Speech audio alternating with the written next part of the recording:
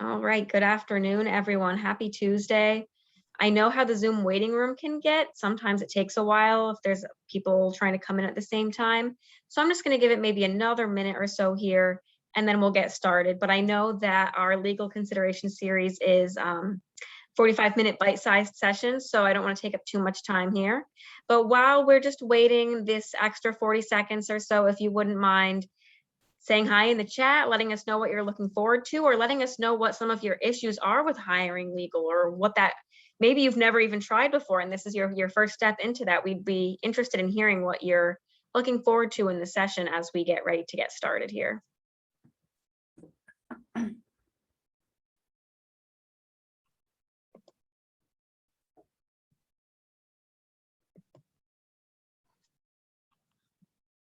All right, I'm gonna do a little bit of my introductions, and hopefully any stragglers come on a little late, just miss me talking and not our guest speaker.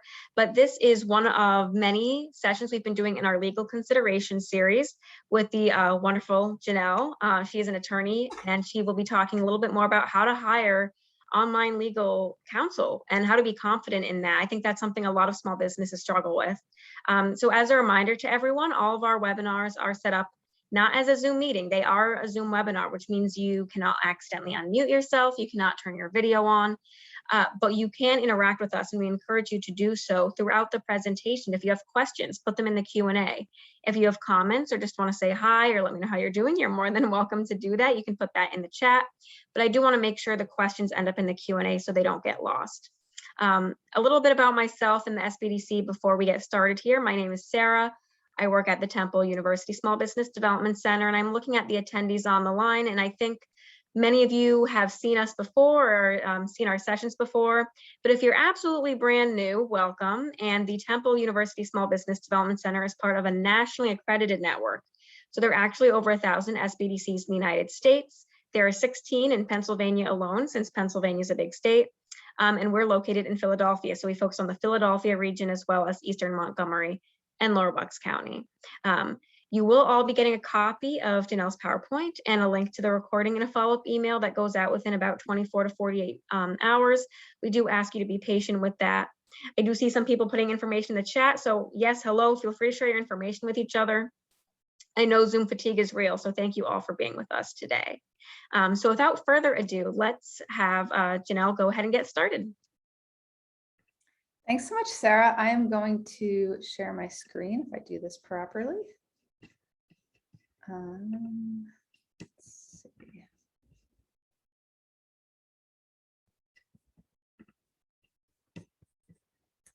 Okay, you guys are seeing this? I'm muted. Yes, we can see it. All right, so delete that. Okay, so just a quick little bio about myself. And I am very glad you guys are all on the call today. I am excited to meet any new small business owner. I am fascinated every day by the types of businesses that are out there. You know, anything from service to selling certain goods it's just fascinating to me just how many different types of business exist out there. So kudos to you for being one of our small business survivors. So a little bit about myself. I've been helping small businesses now under the name of Peyton Law for a little over 5 years. I've been an attorney for much longer than that. I found my niche because I was a small business owner first. So I ran a construction company prior to going out on my own as an attorney. And since then, I've been growing my firm, and we help only small and medium-sized businesses, so only privately held companies. So we know the ins and outs of the contracts you deal with, the entity and corporate documents that you need to deal with, as well as some of the intellectual property, the copyrights, trademarks, trade secrets, and licenses, and then also buying and selling and retiring from your business. So we have quite a few people after COVID who are moving on to the next phase in their career or life or new business. So we have a lot of that going on, I've been seeing right now. But this will all be included in that email that you get from Sarah later on. So if you have any questions about my background or want to know a little bit more, feel free to reach out. I will be available to you after.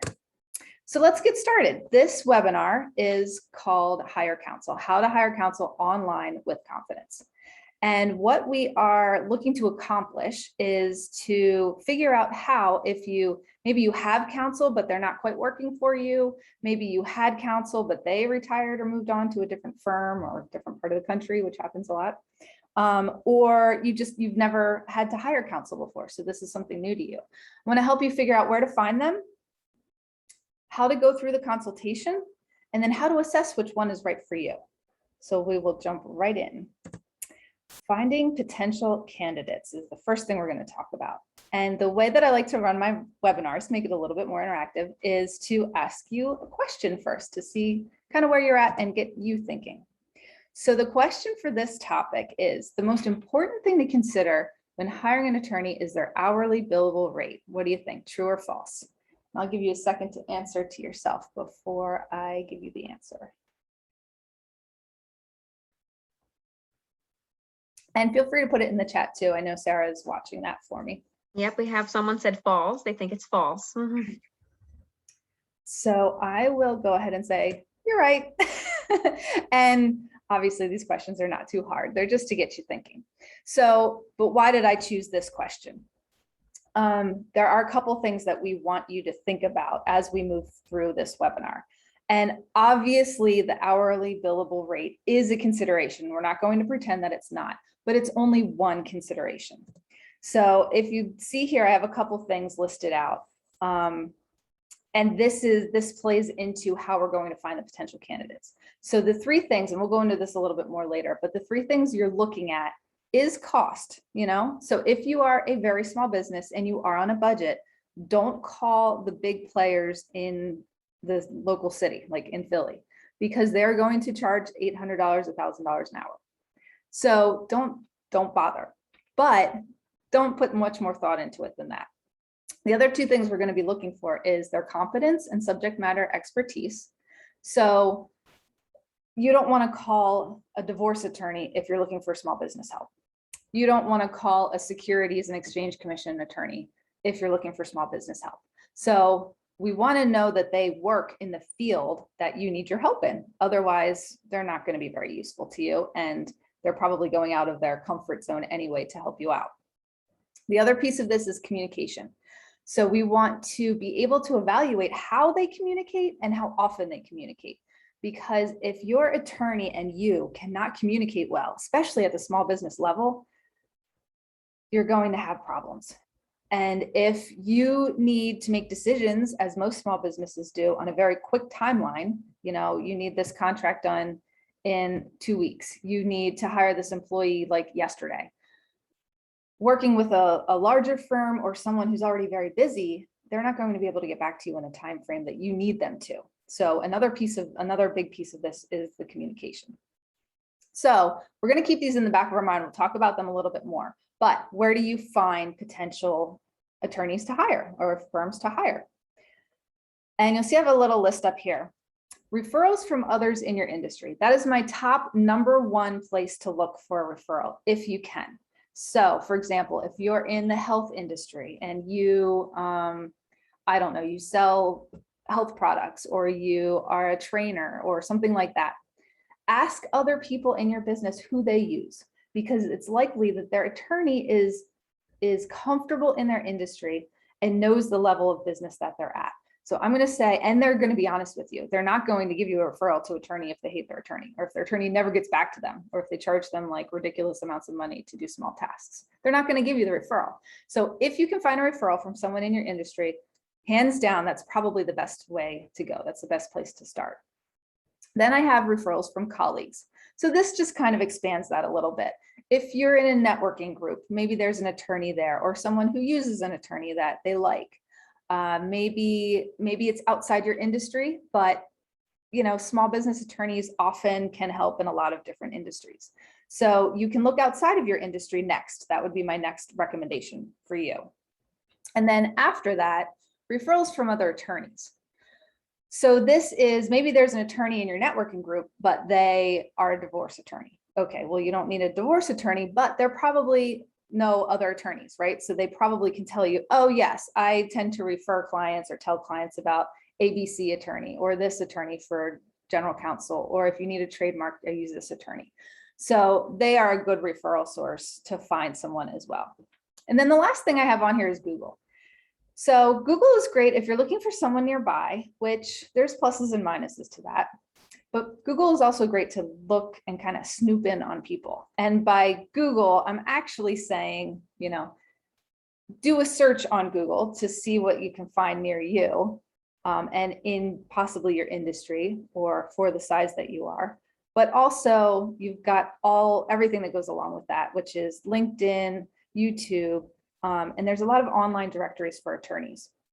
The one caveat I will say with the online directories for attorneys is that attorneys are often paying to be shown in those directories. So just because they have like a triple-star rating on Avvo doesn't mean that they're actually a triple-star attorney. It just means that they paid for whatever level they're at, usually, not across the board, but generally. So those are often a good place to find general information if you are looking for information. And some attorneys keep up their profiles pretty well, so you can get a little bit better feel for what practice areas they serve. But I would ask people first. Ask your friends, ask your colleagues, and ask other attorneys that you might know.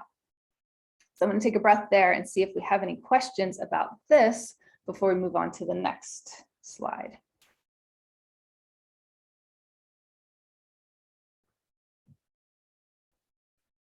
Looks like we're good so far, Janelle. All right, great. And a lot of you know that. That's pretty straightforward stuff. If you're looking for, an accountant or a CPA, pretty much it's the same. Go through those same steps. See if there's someone local in your industry, and then stretch outside a little bit more if you can't find someone there. So next thing we're going to talk about is the consultation itself. And this is probably going to be the bulk of this webinar, because I feel like this is a very important time. What happens during the consultation is that you and an attorney are sitting down and talking. So our question here is going to be, attorneys are smart, so they will know how to conduct that consultation. True or false? I'll give you guys a second to answer that one.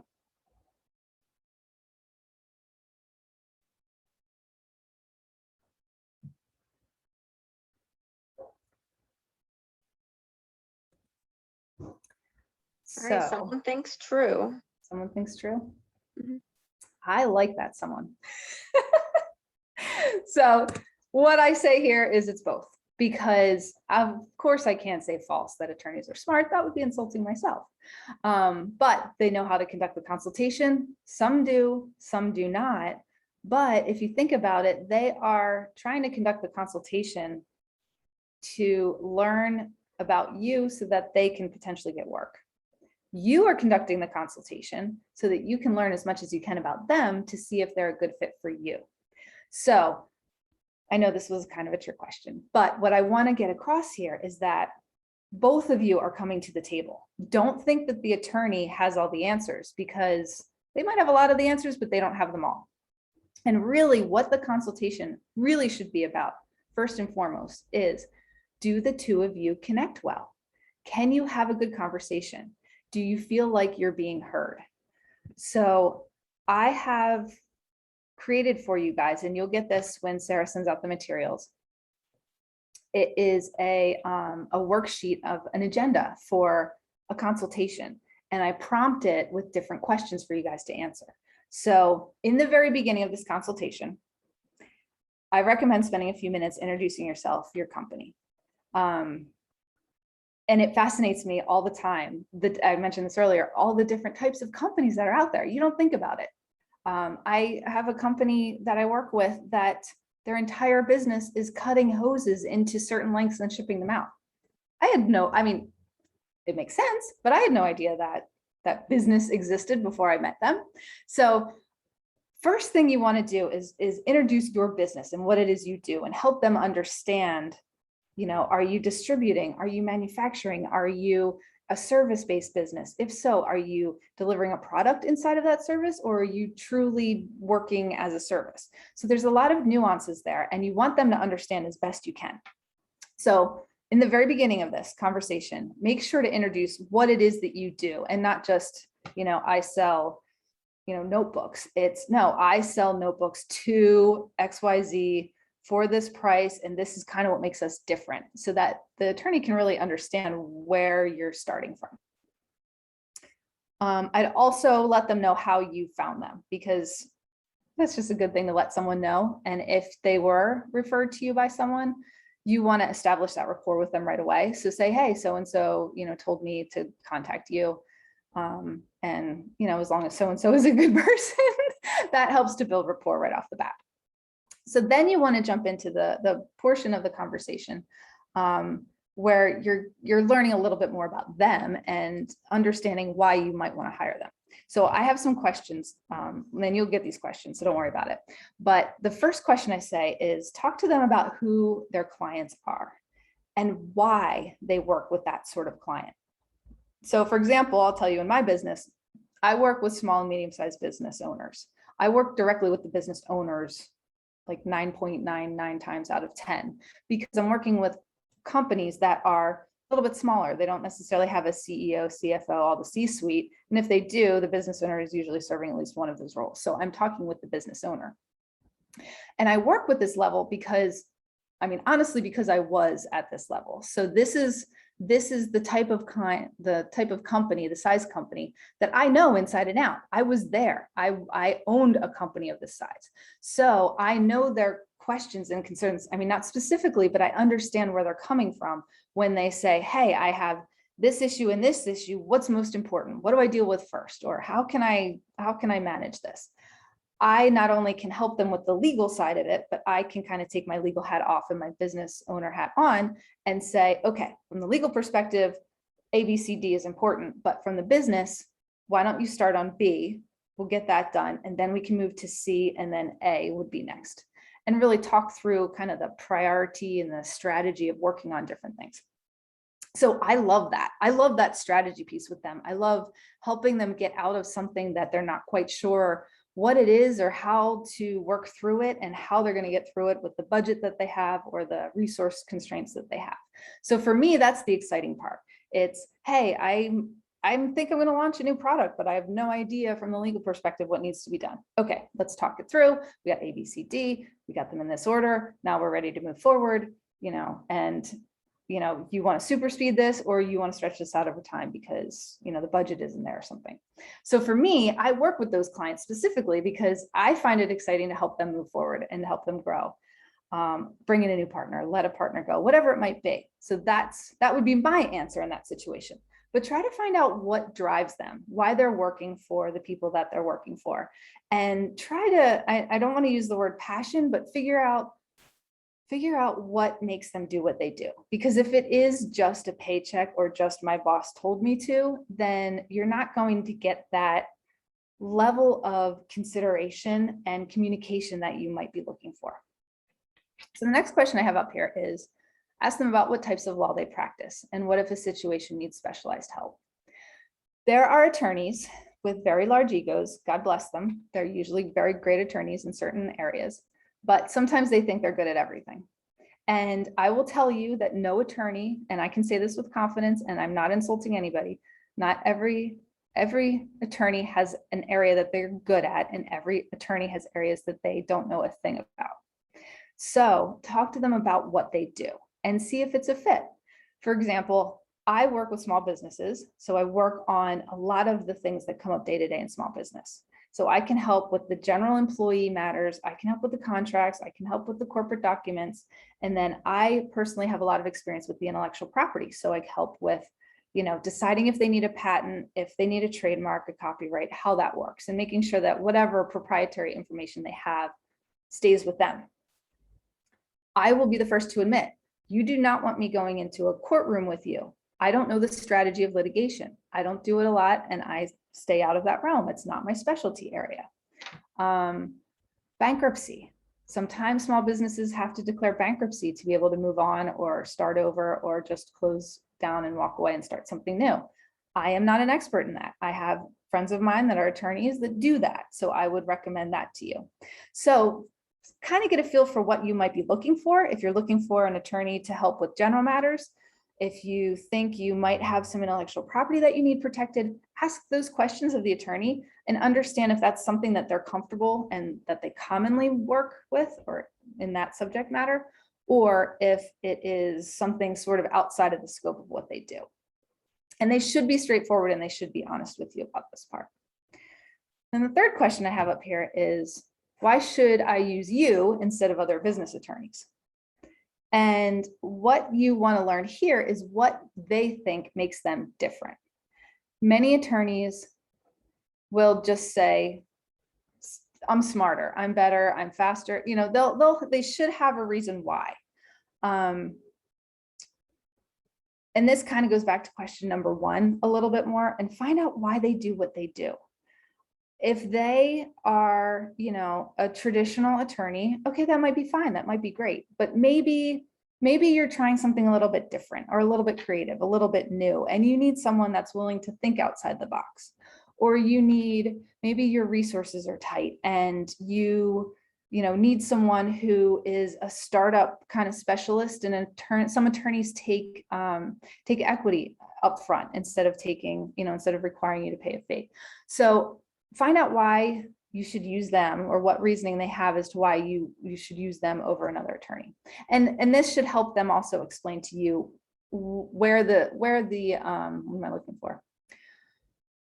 what you need and what they do connects. So if they can't do that, and if it doesn't connect, you should probably move on and interview the next attorney.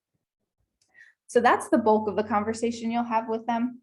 And then I say, at this point in this conversation, and these are all conversations, so they should be easy and flowing, they should have asked you or be asking you about your specific needs, concerns, priorities. They should be asking you a lot of questions.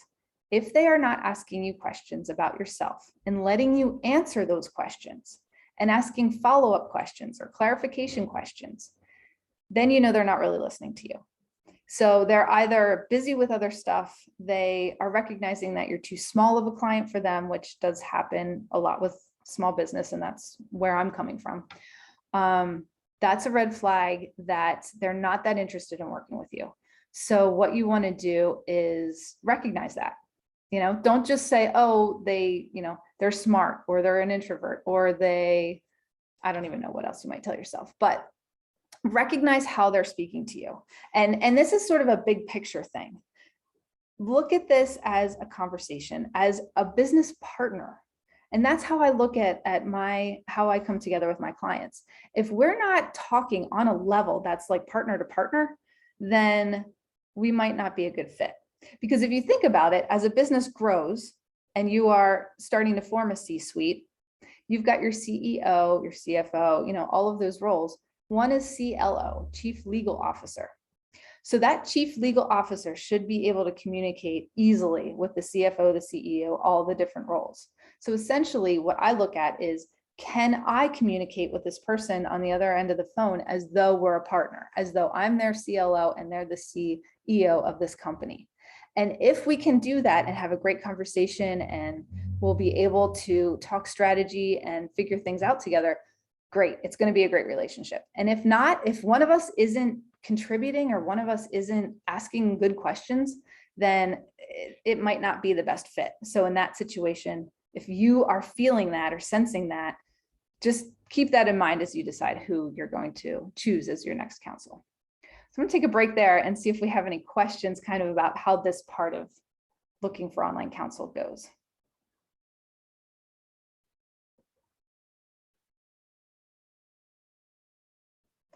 Looks like a bit of a quiet group here, Janelle, but I mean, they're responding to your true and false questions, just no one has any questions, which I think is good. So I guess we can continue on.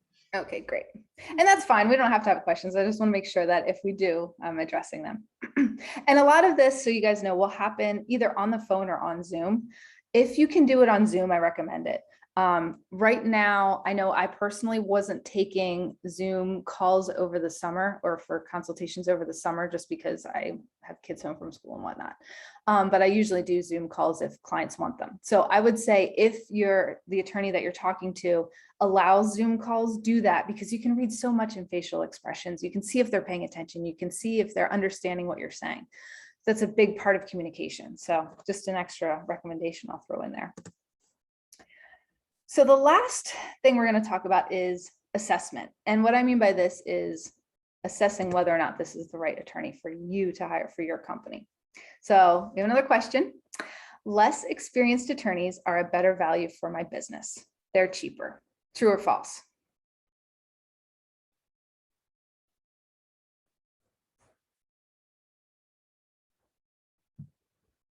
Now I have everyone worried because of my trick question last time, right?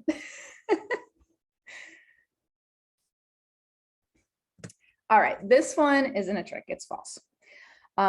Mostly false, but not always false. So I guess maybe it is kind of a trick question. So I apologize.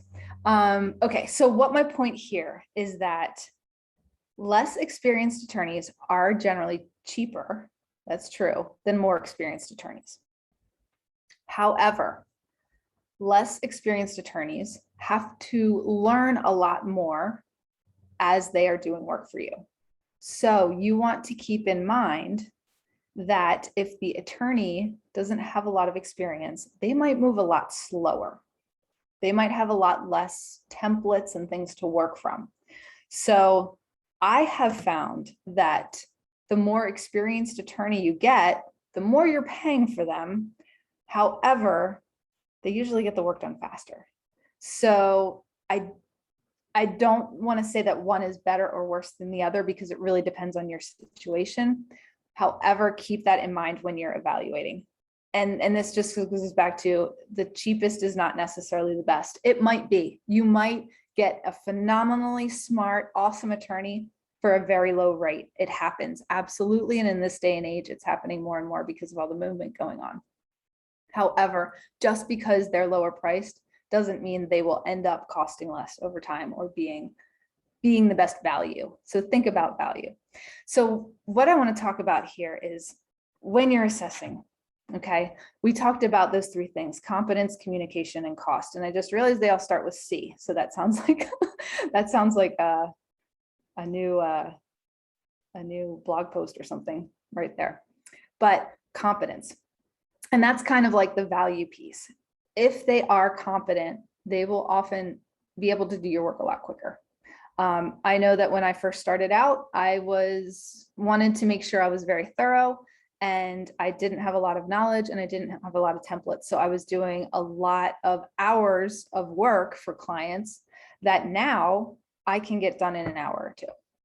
So yes, I charge more now. So that should kind of be in line with how much time it takes, how much the cost is overall, but make sure you're getting an attorney that has competence in the area that you need it in. And I'll just say this one more time. If your attorney is really, really wonderful at, maybe they're in corporate procurement. Okay. Maybe they're a friend of your family. Maybe they're your brother, your sister, your dad or something. Ask them for help, ask them for advice, yes, but don't rely on them, and they will usually tell you this themselves, they have a very specialized set of knowledge for what they do.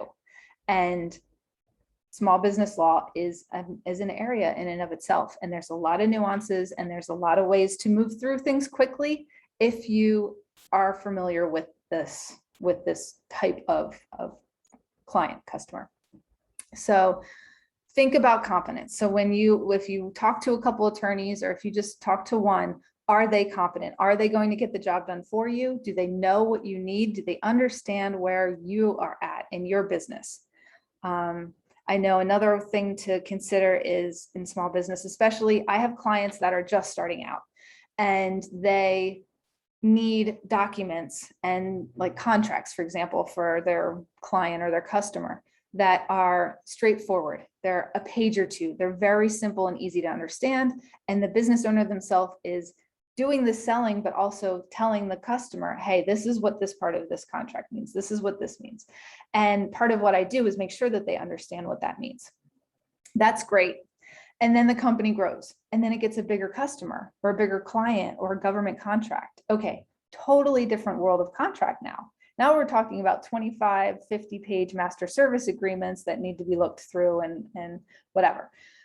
So what you need is an attorney that can help you grow through those stages versus a higher level corporate attorney that works for public companies is going to only know those 50-page document type of contracts. And maybe your person right out of law school can do the middle range type of agreements, but actually getting a 2-page agreement down to a place where it's easy for the business owner to sell and go through the terms with their clients, that's not easy, because we have to decide what we're cutting out. We have to make the language very much not legalese, and it's a skill, it's something that has to be figured out. So sometimes you want to make sure that the attorney lines up with where you're at in your phase of growth as well. So think about that when thinking about competence. When thinking about communication, I can't put enough emphasis on this. I would say the #1 rate of success with an attorney depends on communication. The one thing I hear clients of mine complain about most from former attorneys is communication. They didn't call me back. They said they were going to give me something and they didn't. I called and had a question that needed to be answered and they didn't pick up the phone. Okay, we're all busy, we're all working, so not everyone can be there all the time for everyone, but if it takes your attorney a month to call you back, is that going to work for you? Maybe it is, and if it is, fine, go for it. But really think about that communication, that level of communication. If it's just an individual person or if they've got a team that's there to answer questions, and also just that you and the attorney or the firm that you're working with are speaking the same language. Some people, I talk somewhat fast, so I'm sorry if I'm talking too fast. People that talk very slow, and I have a hard time communicating sometimes. So my clients tend to be people who talk a little faster, and that's fine, because I'm sure there's a great small business attorney out there for people that talk very slow and can communicate better with them. So I don't take it personally, and I don't think any attorney or any person looking for an attorney should. It really has to do with, how do you communicate? What language do you use? And can you feel comfortable sharing back and forth with this person? Because what's going to happen there is that attorney is going to help you understand what decisions are yours to make. So they will say, all right, for example, a contract, I'm going to write the indemnity and make sure that protects you. You don't have to understand how or why. I'll explain what it means, generally speaking, but that's on me. But you need to tell me what the terms of the engagement are. So are you selling 10 widgets? Are you selling 20? Are you including support? If so, is it, you're going to respond in 14 minutes or you're going to respond in 14 days? So you have to be able to communicate back and forth with your attorney on those business details as well as the legal details. And you'll find that your confidence really grows when you can understand what they're talking with you about. And you want them to give you that information and give you that, I almost want to say that power, because you're going to be able to make such better, faster decisions if you have an attorney that you feel confident working with. And that's huge. And that's really all we want, right? As small business owners, we want to know that the people that we're working with are competent and are helping us and have our back. And when we have questions, they answer them so that we can really grow. And then the last thing, obviously, is cost. I'm not going to leave this off the table because it is important, especially with small business owners. I get it. We're all on a budget, so we're all trying to figure this out. Some attorneys charge by the hour. Some have packages. I know at my firm, we are doing quarterly subscriptions now. So what we do is we include all of the time talking with us because we want that communication piece to happen as much and as often as it needs to. And then we include a certain number of billable hours at a quarterly fee. And I think it's a pretty good rate, but that aside, that's how we're working with most of our clients now. So figure out what works for you and what is going to be best. It might be you just need a half-hour phone call. Okay, quick, easy, done. You just need someone to talk a particular matter through with. Other people have, a pile of contracts sitting on the side of their desk that they just don't want to look at. Okay, send them over to us. We'll take care of them. We have a quarterly thing. We'll do so many a quarter, whatever, however it works out. So the cost is definitely a piece of it. And you can find attorneys very cheap, like I said before, and then you can find them very expensive as well. So you should be able to have a conversation with the attorney about how much time things will take, so that okay, this is going to take this much time. I can afford an attorney that costs this, or that costs this, or that costs this. And what does that mean for my business and my future in my business? And also look at whether or not that attorney is trying to build relationships with their clients. That's what our quarterly subscription program is all about. We really want to build those relationships with clients, and we want to make it easy. We want to make it easy so that when we call, the client wants to answer. And when the client calls, we're answering and making sure we're having enough of a conversation to figure out whatever it is we need to figure out. So it really depends on what your business needs, but keep those three things in mind: the competence, what their areas of expertise are, the communication, and then the cost associated with it. And I'm going to take a break and see if we have any questions from that. Yep, that one sparked some discussion here, Janelle. So we have Okay. we have a couple questions. So someone, and this might be a bit of a basic one or a broad one to start with, but someone asked, where would I go to even find legal counsel online? Okay, so that was sort of that first slide that I had up. And I would recommend asking people first. So that was, if there's anybody in your industry, ask them who they use.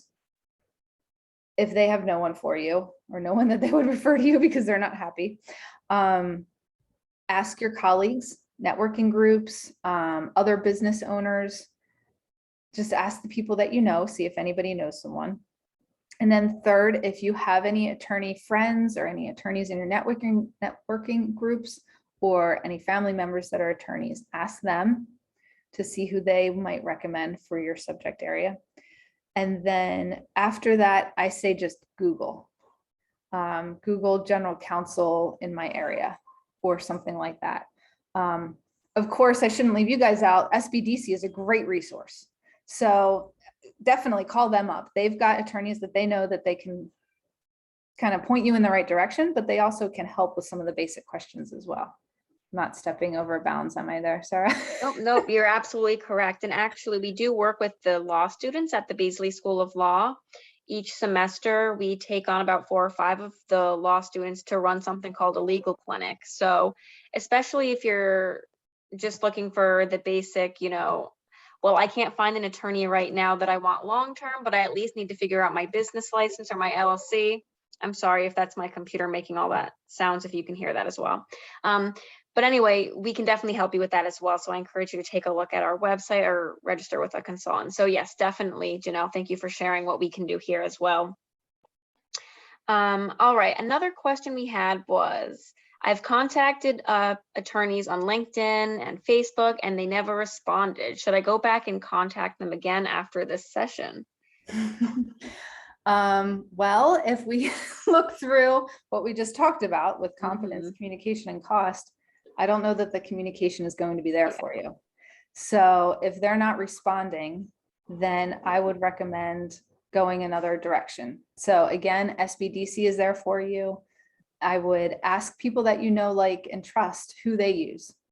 Most small business owners know other small business owners.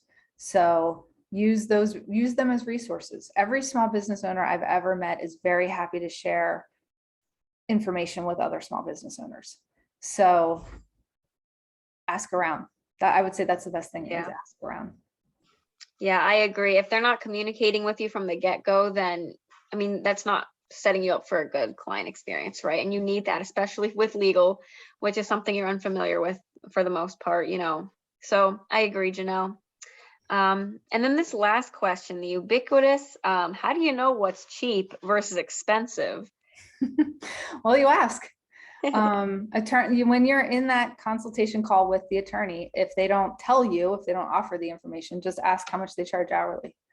And the attorney will answer you. Now, sometimes if you're hiring a firm, like I have a small firm, so I have my rate, and then I have the rates of the other attorneys.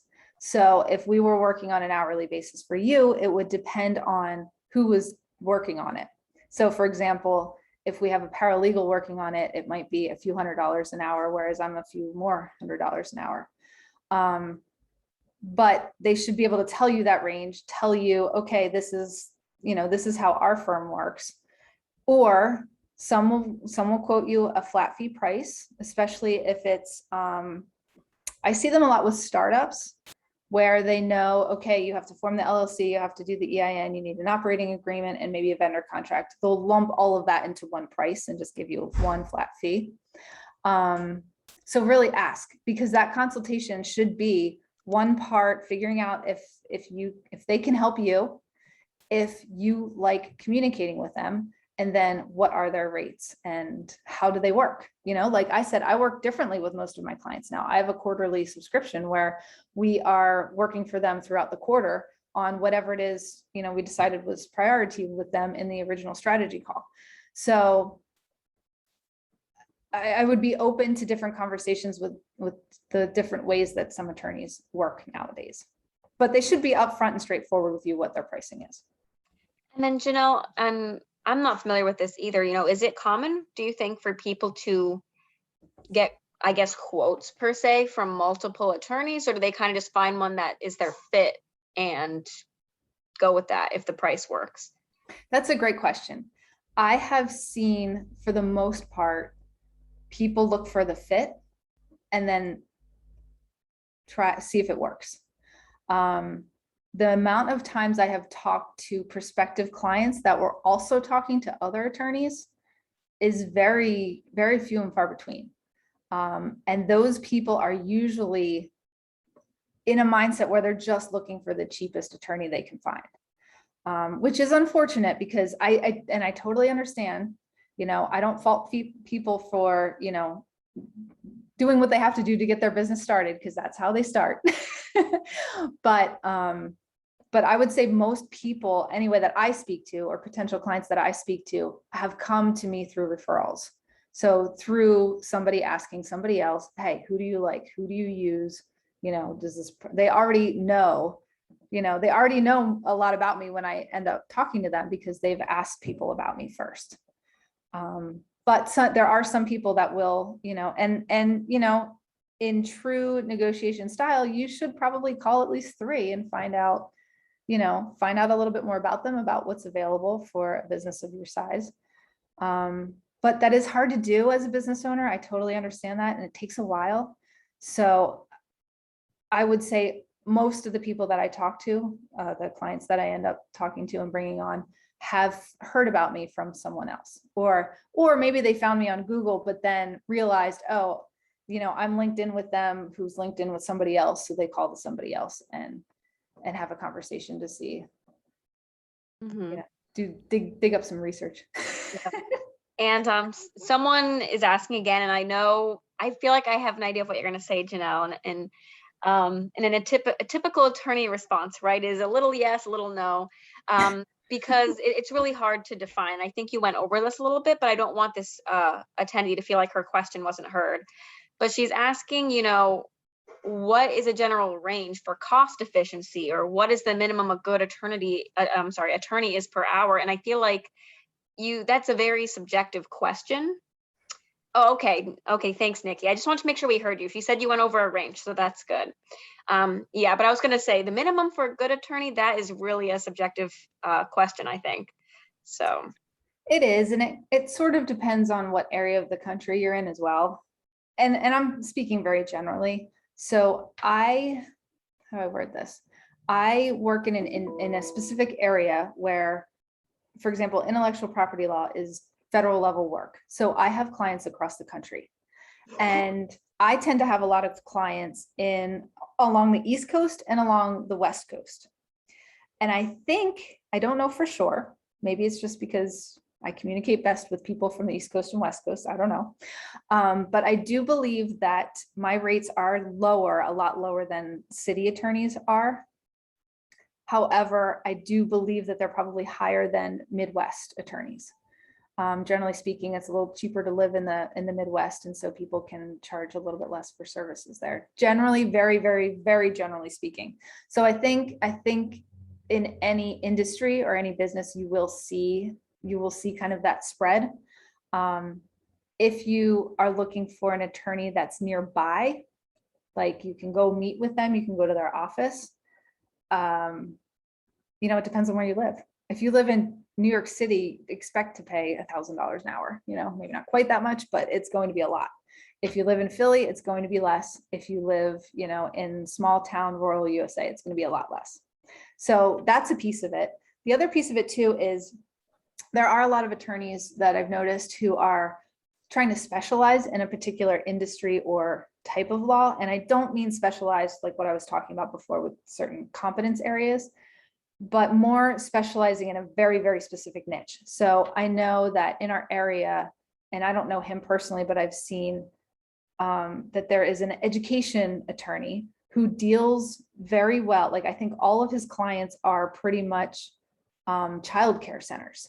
And so he has this whole thing worked out for childcare centers where he can charge very low rates because basically everything's already done. Now he's an attorney, so I'm sure he's reviewing and making sure that things fit the specific client perfectly, you know, but I think he has a lot of it very, very templated or figured out, or has the paralegals already working on things. So he can charge a lesser rate because he's really, really focused in on that area. I'm seeing that a little bit more in my industry, and I think it's good. I think it's good to see. I mean, this is a very traditional industry that I'm in. I'm trying to change it a little bit by having that quarterly subscription. And other people are trying to do it in a little bit different ways as well. But overall, you're going to see the large city type law firms. They're going to charge a lot. And from what I understand from clients that I work with and have worked with, the downfall there is that they know they have so many different departments of attorneys that, for example, I might look at a lease agreement, let's say for commercial lease, and I will look at it on your behalf. And, you know, depending on the length of it, it might take me a couple hours to go through it. I'm going to pull out the pieces that I think are important for you to know. I'm going to talk through them with you, and we're going to decide if we need to request changes or not. You're working with me. I'm reading the whole thing. I'm taking a couple hours, and then we're having a conversation. If you asked a larger firm, like a city firm, to do that work for you, they would have their real estate department look at it. That'll probably take some time. They'll have comments. Then they'll send it to their environmental department to make sure there's no environmental issues. They're going to look at it. That's going to take some time. Then they're going to send it to their business and corporate records department. They're going to look at it. That's going to take some. So it's not wrong. It's not bad. If you are, you know, a Fortune 500 company, yes, you need that level of attorney working for you. One thing I talk about on my website and whatnot are fit for purpose deliverables. And what I mean by that is if you're a small business, you don't need 5 different attorneys looking at one lease agreement for you. A, because you can't afford it, and B, because you don't have enough leverage to probably negotiate a lot of those terms anyway. So fit for purpose is someone like my firm comes in and helps, spends an hour or two looking at it with you, figuring out if there's anything really important to change or not to change, and then working with you on that. So neither method is wrong necessarily. It's just, where are you at and what is right for you in your business right now? Hopefully that answered. I think I might have gone off on a little tangent there. No, that was great. Thank you so much, Janelle. I think we're coming up on a close of our time here. So I just want to really quickly mention to everyone once again, thank you for joining us. And I did put a link to the survey in the chat. I'm just going to put that one more time here. So for any of you that have been on our sessions before, you know that we do have to have a survey at the end of each session. That's what allows us to keep having them be no cost to you as an attendee. Let us know what you liked, what you didn't like. That'll help us shape our programming going forward. And then I'll just let you finish out, Janelle. I see you had a couple more slides here.